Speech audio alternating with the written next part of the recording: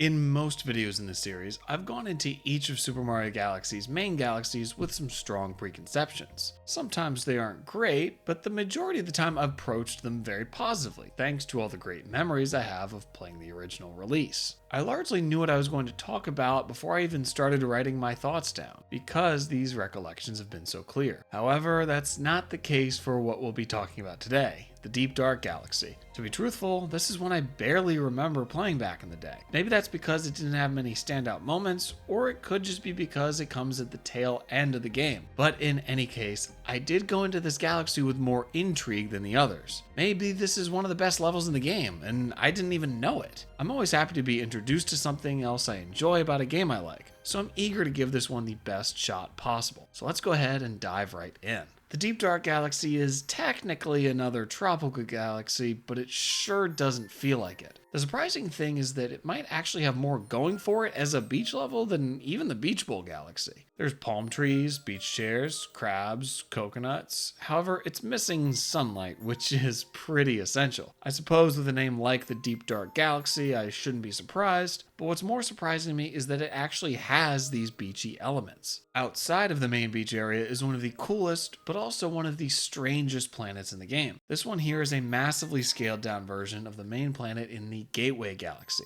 It's impressively accurate, right down to the rocks and houses. Skybox also changes to the one from the original galaxy as we approach it, which really does hammer the idea home. One cool glitch I remember from back in the day is that we can actually go inside the blue house by crouching and walking through the door. Once we're inside, we can go into the first person view to take a look. There's not much to see except for the ring of coins inside the planet that we'll reveal later. I'm happy they left this glitch in the 3D All-Stars version of the game, but frankly I'm not sure if I should be praising Nintendo for keeping such a neat glitch or criticizing them for not putting much effort into the port. But I guess you can't buy it anymore, so it doesn't even matter. Anyway, I do wonder if the inclusion of this planet is somehow meant to symbolize just how far we've come at this point in the game. When we first arrive on it, the Gateway Galaxy feels huge, but now that we've made it to the last dome in the game, we've seen so much incredible stuff that the Gateway Galaxy feels so small and quaint.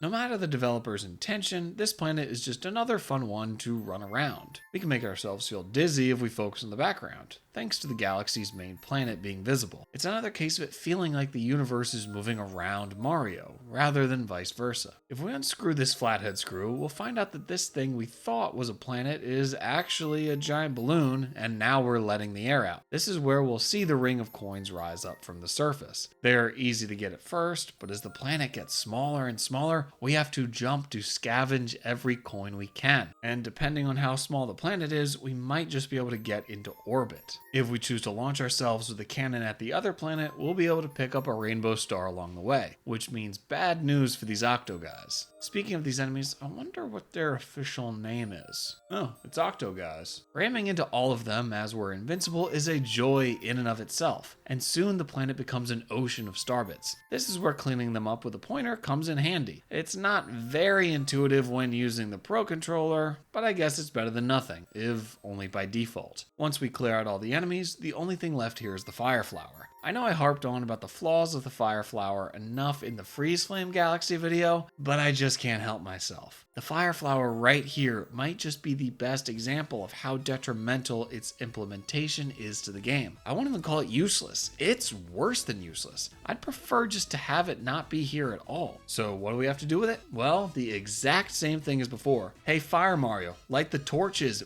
bitch, because apparently that's all you're good for. We've got 2 torches to light to open up the gate back on the main planet. All of our time with the Fire Flower is spent flying through the air, being forcibly stopped for a second on the palm tree, running to the torches, and getting them lit. Isn't getting a power-up supposed to be fun? No, not anymore evidently. In Super Mario Galaxy, the Fire Flower only exists to get us to hustle for 20 seconds to throw the bare minimum amount of fireballs we need to light some torches. And if half that time is spent watching Mario fly through the air while we have no control over him, well, I guess we'll just have to be happy when it's over. Moving on from this, as we go through the cave, the environment feels a lot more grounded and realistic than most others in the game. Once we make our way into the water, we can say hi to the toad, and then it's time to dive down. This is the first swimming-focused galaxy that doesn't have a happy, bouncy, tropical vibe to it, but what it does deliver is still very well done. The eerie mysteriousness makes it feel like Jolly Roger Bay from Super Mario 64, and with just how deep the cave goes, I think it more than lives up to its predecessor.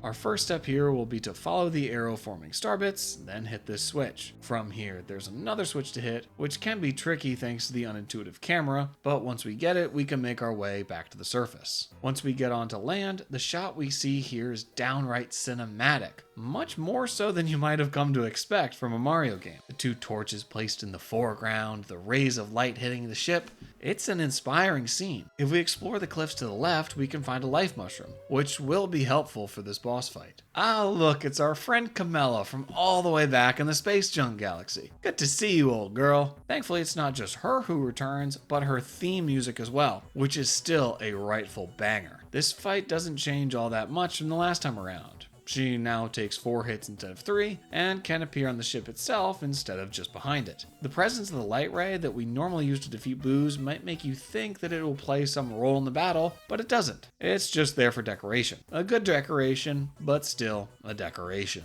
You'd think she might have learned not to shoot green shells at Mario because that's what did her in last time. But nope, she's still at it, as misguided of an action as this might be. The second phase of the fight will take us to the upper level, where Camilla is joined by a couple of lowly magic Koopas. Unfortunately for them, they just take one jump to be defeated, so it's easy enough to make quick work of them. One last hit from the green shell, and then we're treated to the star in her scepter. I hope you like boss fights because this next mission will immediately start with another. It's a fun idea, placing the level's boss at the beginning rather than the end. I like this a lot, because personally I'm not a big fan of boss fights in general, so I'd rather just get it out of the way than have it looming over me. It also allows the mission to keep some mystery about where the star will exactly be. This boss here is the same Undergrunt Gunner from the Toy Time Galaxy, who is the same Undergrunt Gunner in the Gold Leaf Galaxy. Why he's back a third time, I don't know, but I'd guess he's building up a personal vendetta against Mario. The good news for Mario, though, is that we don't have to jump on top and ground pound to defeat him. We can, but it's way more fun to shoot these coconuts at him. His projectiles are just water, so they can't actually hurt us. But they can get annoying if they push us into somewhere we're not wanting. The gate to the cave from the last mission is gone, but don't let that make you think we can get away without having to deal with the fire flower again. Because now there's a third torch to light. What fun! Oh, and by the way, if we happen to miss one of the torches after watching Mario slowly fall to Earth and then sprinting over to them, guess what? We get to do it again! So not only is this the worst implementation of the fire flower in the game, we have to do the exact same thing at least twice. Once in the last mission and once in this one. But getting all 3 torches in one go here isn't easy, so we can expect to do it a third time at least for good measure. Once we've finally got all the torches lit, that'll unlock the ice flower. We actually don't need it in order to progress. There's a shortcut I'll show you here in a minute, but it does open up the main route through the mission. With it, we have just enough time to ice skate across the lake and then jump on top of these water spouts. Once we're done with that, it's a straight shot to the top.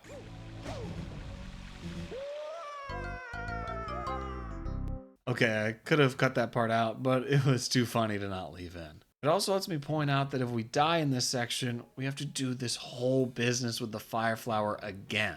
God, my patience is being tested like an inner city school kid. Once we make our way back up to the cliffs, the next section will have these bars that Mario can swing off of. This type of thing is in just about every game ever. I'm pretty sure Madden has them hidden in there somewhere. I believe this is the first time we've seen them in Mario Galaxy, which makes their inclusion strange. I don't know why you'd take until the end of the game to bring in a very standard mechanic, but this is the same mission that has the boss fight in the beginning, so I guess it's all about bucking traditions. As we come to the cliff in the front, this is as good of a place as any to show off one of Mario's secret moves. If we position him high enough over top of the water and do a backflip, he'll do a massive spinning leap akin to that of an Olympian diver. It's definitely a move that's more flashy than functional, as it's not doing anything that a simple ground pound wouldn't already accomplish. However, I think it shows off the extra effort that the development team put into fleshing out Mario's moveset. I'm assuming most people who played Super Mario Galaxy didn't know about this move, so it's always cool to discover something new about an older game.